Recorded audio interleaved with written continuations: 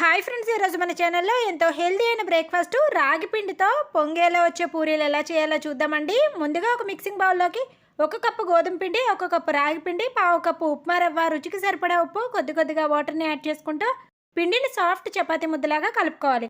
ఇలా కలుపుకున్న తర్వాత దీని నుంచి ఒక చిన్న పిండి ముద్దను తీసుకొని ఈ విధంగా ఆయిల్లో డిప్ చేసుకుంటూ పూరీలాగా రోల్ చేసుకోవాలి. ఇలా చేయడం వలన మనం పూరీలు ఫ్రై చేసినప్పుడు ఆయిల్ అనేది పాడవకుండా ఉంటుంది.